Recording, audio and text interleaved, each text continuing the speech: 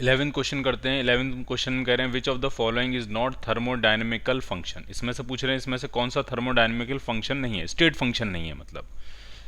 तो हमें पता है कि जो वर्क डन होता है वो पाथ पे डिपेंडेंट करता है, प्रोसेस पे डिपेंडेंट करता है।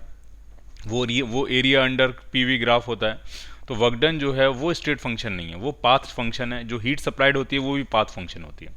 जबकि इंटरनल एनर्जी जो है वो कैसा फंक्शन है, वो आपका कैसा फंक्शन है, वो आपका स्टेट फंक्शन है। ठीक है, एंथैल्पी और गिव्स एनर्जी जो है वो कैसे फंक्शन है, स्टेट फंक्शन। तो which of the following is not a thermodynamical function, the answer is B part. उसके बाद 12th पे आ जाते हैं। इसमें कह रहे हैं दो सिलेंडर्स हैं A and B.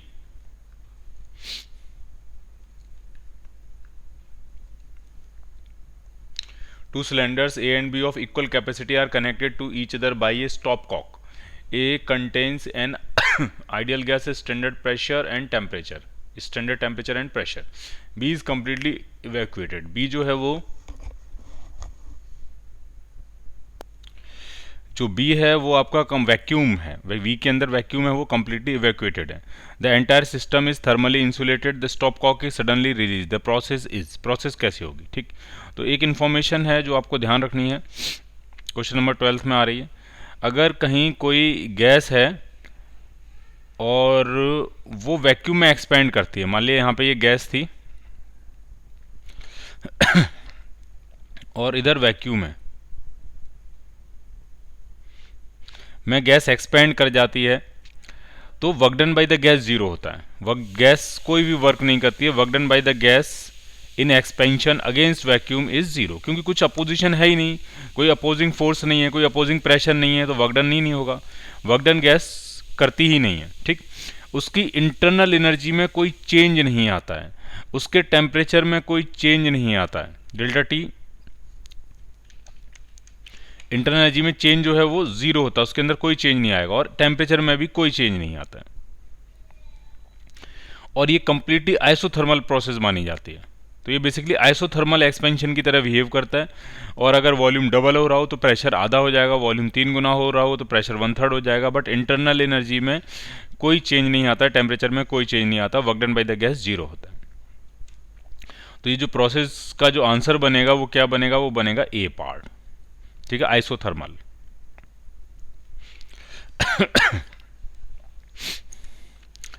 Next question करते हैं। In which of the following process heat is neither absorb not release. बहुत ही सिंपल है, आइडियाबैटिक प्रोसेस होती है। एडियाबैटिक प्रोसेस में नहीं कोई हीट एब्जॉर्ब होती है, नहीं कोई हीट रिलीज होती है। ठीक है, एडियाबैटिक प्रोसेस में हीट एक्सचेंज जीरो होता है। The volume of a monoatomic gas varies with its temperature T as shown in a figure. एक कोई गैस है, उसका वॉल्यूम और टेम्परेचर का ये ग्राफ दिया है। वॉल्यूम जो है वो टेम्परेचर के साथ जो है वो वेरी कर रहा है। ठीक है, लीनियरली इंक्रीज कर रहा है। तब जब VT graph straight line passing through origin होता है, तो बेसिकली ये जो प्रोसेस है ये आइसोबारिक प्रोसेस होती है। तो बस ये पूछ रहे हैं ratio of the work done by the gas to the heat absorb. इस प्रोसेस में आपसे पूछ रहे हैं डेल्टा क्यू अपॉन डब्ल्यू का रेशियो पूछ रहे हैं। अब मैंने उल्टा लिख दिया, work done by the gas to the heat absorb का रेशियो पूछ रहे हैं। ये रेशियो पूछ रहे हैं, ये कितना होगा। ठीक है, तो वर्क डन जो होता है वो आइसोबारिक प्रोसेस में एनआर डेल्टा टी होता है, और जो हीट सप्लाई होती है वो होती है एनसीवी डेल्टा टी। तो इसमें डेल्टा टी से डेल्टा टी कैंसिल आउट हो जाएगा, एन से एन कैंसिल आउट हो जाएगा। ये हीट सप्लाई डीप सीपी होती है, एनसीपी डेल्टा टी, क्योंकि ये प्रोसेस आइसोबारिक है। तो आपका जो आंसर बनेगा वो बनेगा आर अपॉन सी पी। अब आपको ये देखना है कि गैस है क्या। तो गैस के बारे में कोई इन्फॉर्मेशन बिल्कुल दी होनी चाहिए, अदरवाइज मुश्किल हो जाएगा।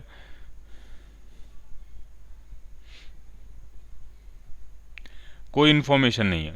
ठीक है, तो हम सारी चीज़ें एक एक करके चेक कर लेते हैं। मान लिया गैस अगर आपकी मोनो एटोमिक है, तो मोनो एटोमिक का जो सीपी होता है वो होता है 5R/2। तो जब यहाँ 5R/2 डालेंगे तो इसका जो आंसर आ जाएगा work done upon heat supplied का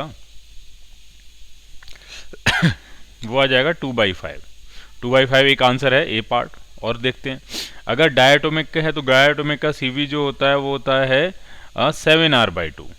तो 7R/2 डालेंगे तो ये जो रेशियो बनेगा ये आपका 2/7 बन जाएगा। ये भी आंसर है, डी पार्ट।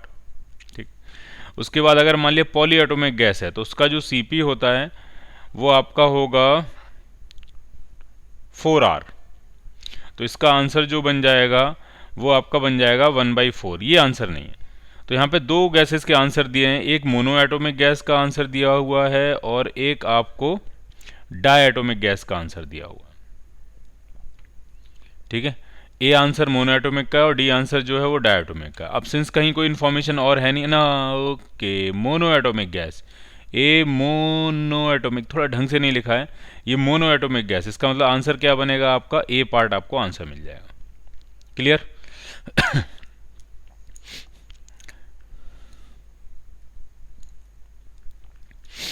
उसके बाद आते हैं हम 15 क्वेश्चन में। 15 क्वेश्चन में कह रहे हैं कि एक थर्मोडायनेमिक प्रोसेस है, उसको हम इस तरह से इंडिकेट कर रहे हैं।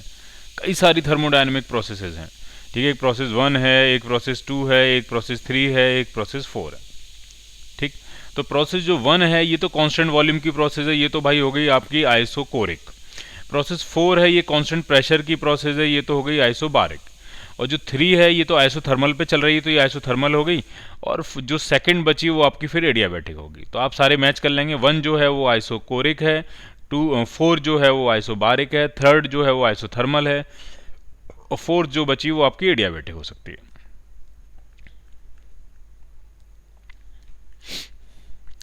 वन 16 क्वेश्चन करते हैं।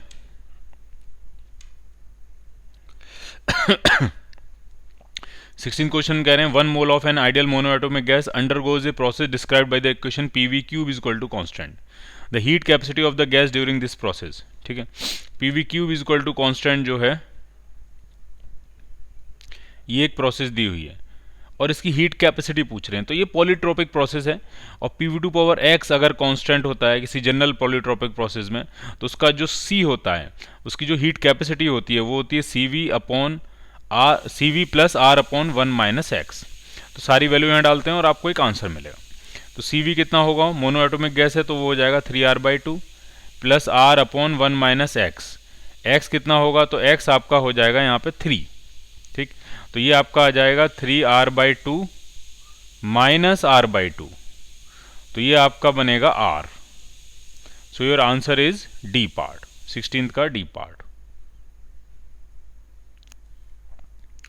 17 क्वेश्चन करते हैं। ये gas is compressed isothermally to half its initial volume. ठीक है, and same gas is compressed separately through an adiabatic process until its volume is again reduce to half. यानी सीधा सा खेल है कि वॉल्यूम V से हम V/2 कर रहे हैं। दो तरह की प्रोसेस हमारे पास, एक बार हम आइसोथर्मली कर रहे हैं और एक बार हम V से V/2 ही कर रहे हैं, बट एडियाबैटिक प्रोसेस है। ठीक है, अब सवाल ये पूछ रहे हैं कि कंप्रेसिंग द गैस आइसोथर्मली और adiabatically will require the same amount of work done की बात चल रही है। तो वर्क डन में अगर हम इसका पीवी डायग्राम बनाएं, अगर हम इसका पीवी डायग्राम बनाएं और कंप्रेशन का, ठीक है, खास बात क्या है, मान लिया यहाँ पे हम इस स्टेट में हैं और वॉल्यूम कम कर रहे हैं,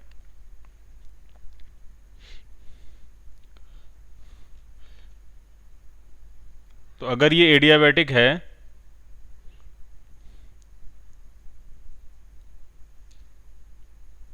तो ये आइसोथर्मल होगा।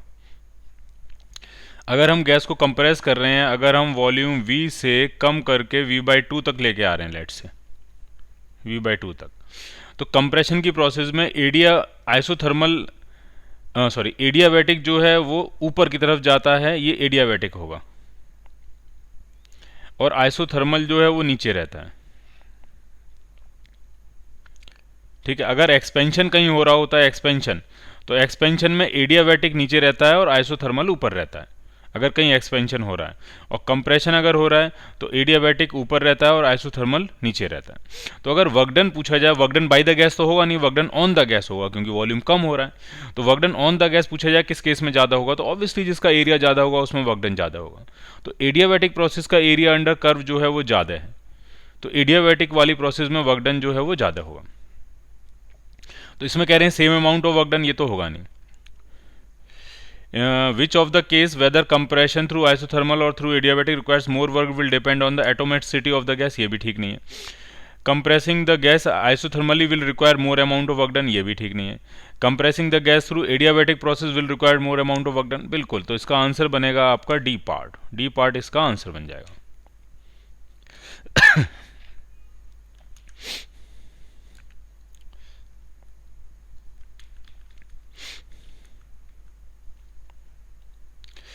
N ideal gas is compress to half its initial volume by means of several processes. ठीक है, आधे वॉल्यूम तक हम कंप्रेस कर रहे हैं, कई सारी प्रोसेस है। मैक्सिमम वर्क डन किस में होगा, ये पूछ रहे हैं। ठीक है, तो मैं सारे डायग्राम बना के आपको दिखाता हूँ लूज हैंड से। मान लिया ये पीवी है और हम जो है वॉल्यूम वी से हमें कंप्रेस करके V/2 पहुंचना है, V/2। तो एक प्रोसेस ये होगी आपकी आइसोबारिक प्रोसेस, यहाँ पे होगी आइसोथर्मल प्रोसेस और उसके ऊपर भी होगी एडियाबैटिक प्रोसेस।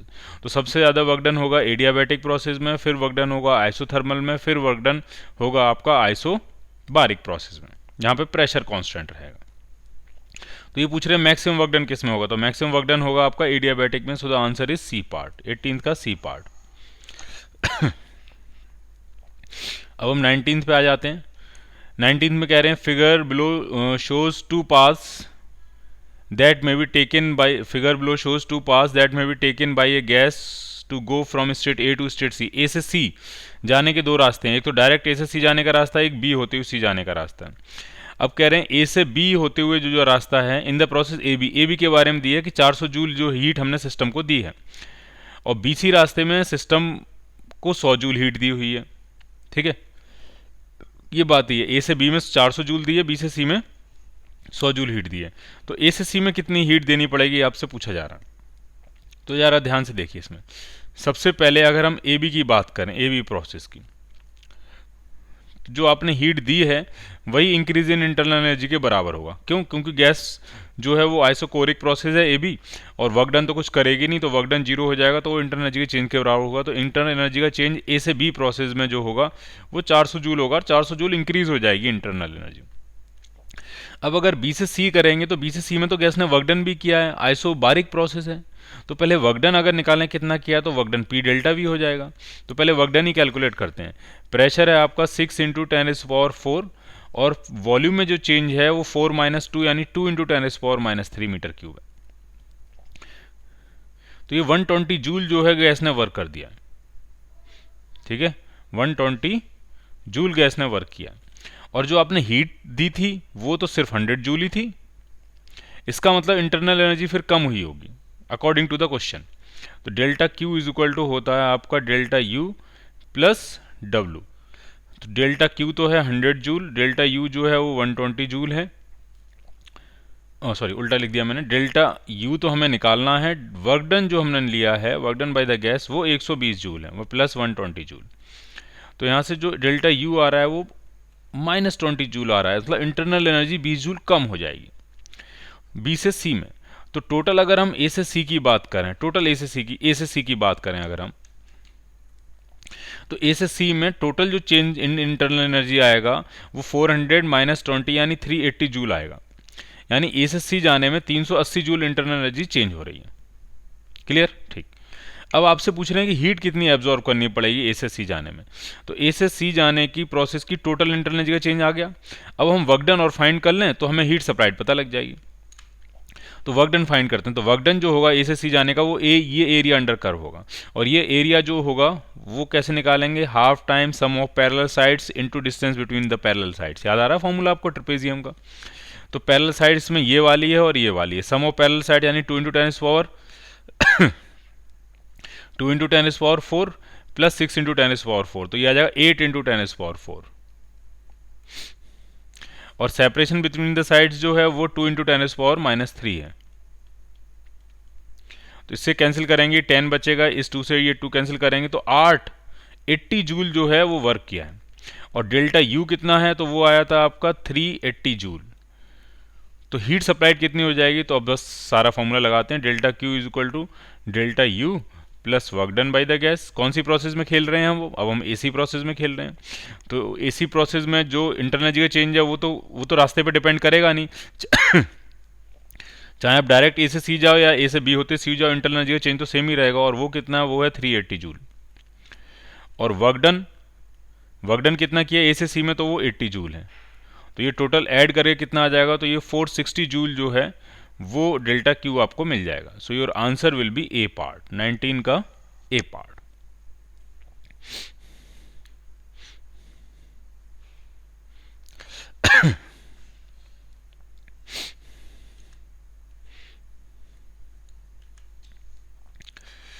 अगले क्वेश्चन में कह रहे हैं 20th क्वेश्चन करते हैं।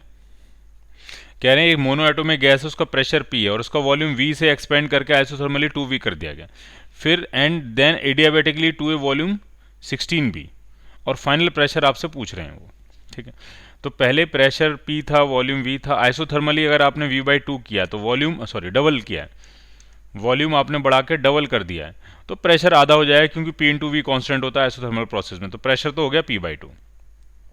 ठीक है, अब 2V से हम 16V कर रहे हैं, लेकिन ये प्रोसेस तो एडियाबेटिक है और इसमें आपको फाइनल प्रेशर P डैश निकालना है। तो अब तो चलेगा PV2 पावर गामा का फॉर्मूला, तो लिखेंगे P डैश 16V की पावर गामा, गामा कितना है 5/3 is equal to initial pressure कितना था P/2 और वॉल्यूम था 2V, 2V की पावर 5/3, ये चलेगा। तो ये V से V कैंसिल आउट हो जाएगा। अब जरा इसको थोड़ा सेटल करते हैं तो P डैश जो आने वाला है वो आपका आ जाएगा P/2 2 की पावर 5/3 अपॉन 16 की पावर 5, तो ये 2/16 की पावर 5/3 हो जाएगा। तो ये आ जाएगा P/2 और 2/16 करेंगे तो ये 1/8 आ जाएगा, 1/8 की पावर 5/3। तो पहले क्यूब रूट ले लेते हैं, क्योंकि 8 का क्यूब रूट 2 होता है, तो ये आ जाएगा P/2 और 1/2 की पावर 5।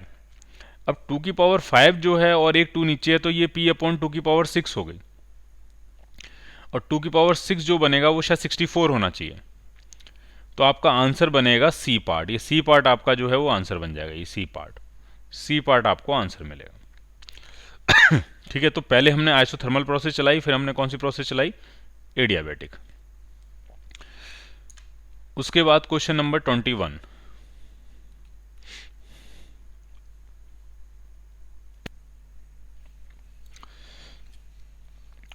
तो 21 करते हैं। इसमें एक थर्मोडायनेमिक सिस्टम है, undergo cyclic process ABCD A से जा रहे हैं B से C से D से A, as shown in a figure. The work done by the system पूछ रहे हैं। तो इसमें एक ट्राइंगल जो है वो क्लॉकवाइज प्रोसेस शो कर रहा है और एक ट्राइंगल एंटी क्लॉकवाइज।